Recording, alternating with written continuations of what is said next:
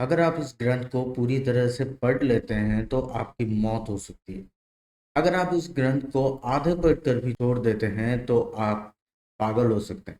आपका दिमाग काम करना बंद कर देगा। ये ग्रंथ आपको सिखाता है आप पेड़, पौधे, जानवर, यहाँ तक कि आप आत्माओं से बात कर सकते हैं। यह ग्रंथ आपको एक सुपर नेचुरल पावर्स देती है। ये तंत्र मंत्रों के बारे में आपको सिखाती है और आपको बहुत सारे खजाना दे सकती है, बहुत सारे पैसा दे सकती है, आपको बहुत अमीर कर सकती है, पर एक श्राप के साथ। इस ग्रंथ को कहा जाता है नीलावंती ग्रंथ। क्या ये सच में है? क्या इसे सच में गवर्नमेंट ने बैन किया हुआ है? और किसने ये ग्रंथ लिखा है और क्यों? तो आज इस वीडियो में हम इसका पूरा पर्दाफाश करेंगे और इसका सारा राज खुलासा करेंगे। ये कोई कहानी नहीं है, ये एक सच्चा श्राप है। जब लोग इस ग्रंथ के बारे में बात करते हैं तो एक कैरेक्टर यहाँ पे दर्शाता है, वो है नीलावंती, जो कि जाना जाता है एक गुप्त तांत्रिक के रूप में। नीलावंती एक यक्षिणी है जो कि आपको जानवर, पेड़ पौधे और आत्माओं से बात करने की ताकत दे सकती है। जब मैंने इस यक्षिणी के ऊपर थोड़ा डीपली रिसर्च किया तो पता चला कि कुछ यक्षिणियाँ हैं जो रक्षक होते हैं, कुछ यक्षिणियाँ होते हैं जो आपको सिद्धियाँ देते हैं, और कुछ यक्षिणियाँ ऐसे भी होते हैं जो आपकी ज़िंदगी बर्बाद करते हैं। जिनको यक्षिणी के बारे में नहीं पता है उनको बता दूं कि ये ना ही कोई देवी होते हैं पूरी तरह से, ना ही राक्षसी होते हैं। ये एक प्रकृति का एक ऐसे गुप्त शक्ति होते हैं जो कि बहुत ही सुंदर दिखते हैं, पर कभी कभी ये बहुत खतरा बन जाते हैं इंसानों के लिए। आप ये मान लो कि अगर हम देवी को शक्ति के रूप में जानते हैं तो इन्हें गुप्त शक्ति के रूप में जाना जाता है। अगर नीलावंती ने इस ग्रंथ को लिखा है तो फिर क्यों लिखा है? अगर लिखा भी उसका कोई मकसद भी रहा होगा तो उसने खुद ही इस ग्रंथ को श्राप क्यों दे दी? ये कहानी शुरू होती है 5 साल की छोटी बच्ची नीलावंती से, जो कि उसकी उम्र के बच्चों से वो कुछ ज्यादा ही अलग थी। वो जानवरों की भाषा समझ सकती थी, वो उनसे बातें करती थी और वो उनसे पता भी लगा सकती थी कि कहाँ कहाँ खजाना है और कहाँ पैसा है। पर उसे कभी उस खजाने या फिर पैसे में कोई भी इंटरेस्ट नहीं था, ना ही वो लालची थी।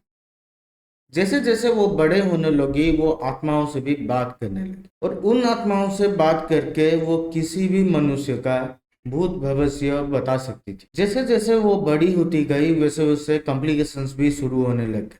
वो आत्माओं को अपने सपनों में देखती रहती थी और वो आत्माएं उसे तंत्र और मंत्र सिखाते थे। उस आत्माओं ने नीलावंती को ये बताया कि वो कोई साधारण इंसान नहीं, वो एक यक्षिणी है जो कि एक श्राप के वजह से धरती पर रुक गई है इंसान के रूप में। और उसे वो ये भी बताया कि नदी के किनारे एक बरगद की पेड़ है, उस वहां पे जाकर उसे कुछ सिद्धियां प्राप्त करने के लिए, ताकि वो अपने दुनिया में वापस जा सकती है।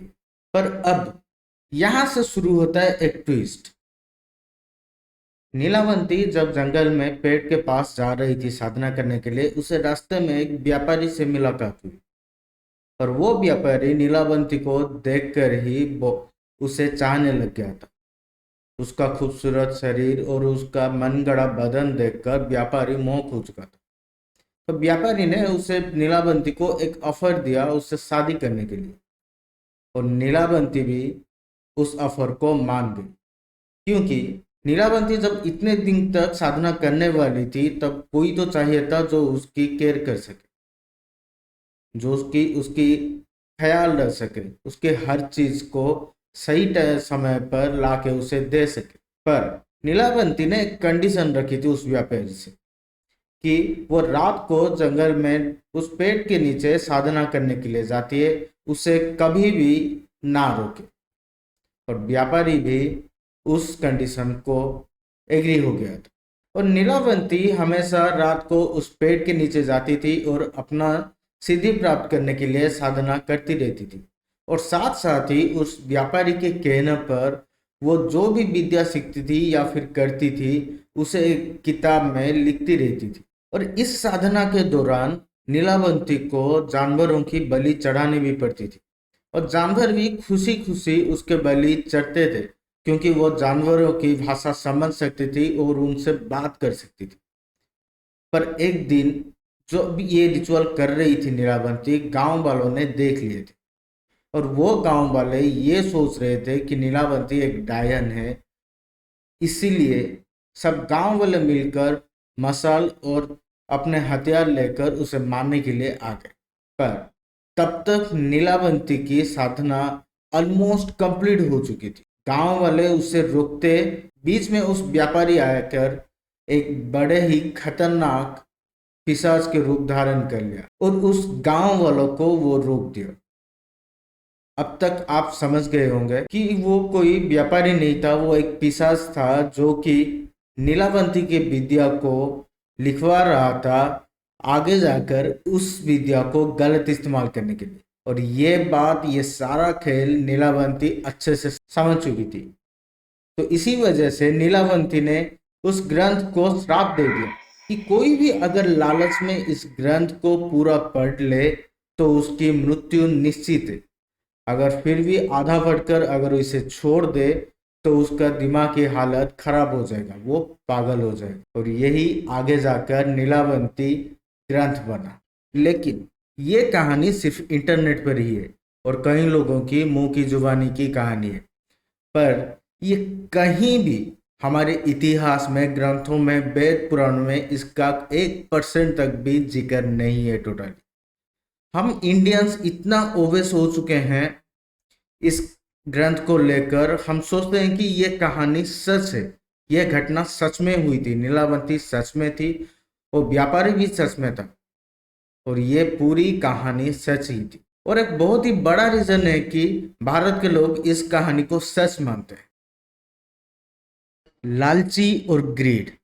जो भी इस नीलावंती ग्रंथ को जानते हैं, इसके बारे में जानते हैं, वो जानते हैं कि वो जानवरों से बात कर सकते हैं, आत्माओं से बात कर सकते हैं, वो पेड़ पौधों से बात कर सकते हैं और ये सब को बात करके वो शक्तियां पा सकते हैं और ये शक्तियां पाकर वो जहां छुपे हुए खजाने ढूंढ सकते हैं, बहुत अमीर हो सकते हैं। और आप इस ग्रंथ से समय के आगे और पीछे जा सकते हैं, लोगों के भूत भविष्य भी देख सकते हैं। यही लालच इस कहानी को अब तक जिंदा रखा है और ये उतना पॉपुलर हो गया है। एक बात बताइए, आज के जमाने में किसके पास इतना टाइम है कि कोई वेद पुराण और ग्रंथ पढ़े? यहाँ तक कि लोगों के पास एक नॉर्मल सादा सीधा बुक पढ़ने के लिए भी टाइम नहीं है और ना ही वो पढ़ते हैं। हाँ, अगर बात पावर की हो, सीक्रेट ट्रेजर की हो या फिर लॉट्स ऑफ मनी की हो, तब वो पूरा का पूरा ग्रंथ ही पढ़ लेंगे, क्यों ना ही उसे उन्हें सालों लग जाए या फिर महीने लग जाए। और यही बात नीलावंती ग्रंथ को स्पेशल बनाता है। मैं ये नहीं कहता हूं कि पावर्स एग्जिस्ट नहीं करते, पावर्स एग्जिस्ट करते हैं। आज भी हमारे भारत में ऐसे साधु हैं जो कि पेड़ों से बात कर सकते हैं, जानवरों से बात कर सकते हैं, उनकी भावना को समझ सकते हैं। और ऐसे तांत्रिक भी हैं जो भूतों से बात करते हैं या फिर इंसानों को आत्माओं के कब्जों से बचाते भी हैं। पर वो कभी अपने पावर्स को स्प्रेड नहीं करते हैं, कभी कहीं लिख के उसे बेचा नहीं करते हैं और ना ही उन्हें कभी फेमस होने का कोई लालच होता है। पर ये स्टोरी इतना फेमस क्यों हो गया? क्योंकि इसमें लालच के ऊपर लालच ही भरा पड़ा हुआ है। अगर सच में ये ग्रंथ एग्जिस्ट करती है तो भी ये बहुत डीपली हाइडन करके रखा गया होगा, तुम चाहो तब भी ये ढूंढ नहीं पाओगे, इसके बारे में सोचना भी मत। अब कई सारे लोग बोलेंगे कि ये ऑनलाइन पर अवेलेबल है, इंटरनेट पर अवेलेबल है, इसका पीडीएफ अवेलेबल है। मैं आपको एक बात बता दूं, अगर पीडीएफ अवेलेबल है तो ये सब फेक है। जितने भी लोग वीडियो में बोलते हैं ना नीलावंती ग्रंथ को पढ़कर लोग मर जाते हैं, पागल हो जाते हैं, ये सब फेक है। आप चाहो तो आप ऑफिशियली साइट्स पर चेक कर सकते हो, नीलावंती ग्रंथ नाम का कोई भी बैंड लिस्ट नहीं है, ना ही कोई आरटीआई, ना ही कोई लॉ इसे बैन किया हुआ है। और कई लोग बोलेंगे कि ये ऑनलाइन में अवेलेबल है और हमने देखे हैं, पढ़े हैं, तो मैं इसके ऊपर सब पीडीएफ या फिर जितने भी स्क्रिप्ट्स हैं सब डाउनलोड मार के पढ़ के देख चुका हूँ। और ये जब इसके ऊपर डीपली रिसर्च किया मैंने तब पता चला कि मराठी, संस्कृत और हिंदी का कुछ मिक्स कॉम्बिनेशन वहाँ पे लिखा हुआ है जो कि पूरी तरह से नॉनसेंस है। और वहाँ पे ऐसे मंत्र वैसे तंत्र लिखा गया था, वैसे चीज़ें लिखा गई थी जिसका कोई सेंस ही नहीं होता। और कुछ ऐसे इंसिडेंट्स लिखा गया था हरर का जो कि खुद का सेल्फ क्रिएटेड होता है। अब चलते हैं कि मैंने रिसर्च में क्या पाया। मैंने खुद जब रिसर्च किया मैंने banned book list, national library archives, Google Books, Reddit threads, horror forums सब झांक लिया पर कुछ भी नहीं मिला। यहाँ पे नीलावंती ग्रंथ नाम का कोई एक भी चीज़ अवेलेबल ही नहीं है। एंड ये सब फेक पीडीएफ, सब जितने भी अवेलेबल है स्क्रिप्ट, मैं कंप्लीट पढ़ चुका हूँ सबको। ना ही मैं अब तक मरा हूँ, ना ही अब तक मैं पागल हूँ। सो इसीलिए ये फेक स्टोरीज से थोड़ा सावधान रहे। और ये लोग जो fake stories, fake drama create करके नीलावंती ग्रंथ के नाम के बेचे जा रहे हैं, वो सिर्फ पैसा कमाने के लिए वेबसाइट से। आप क्लिक करोगे, आप डाउनलोड करोगे, वो पैसा कमाएंगे, बाकी कुछ भी नहीं। अगली बार और एक ट्रू फैक्ट के साथ मैं हाजिर रहूंगा। शुक्रिया।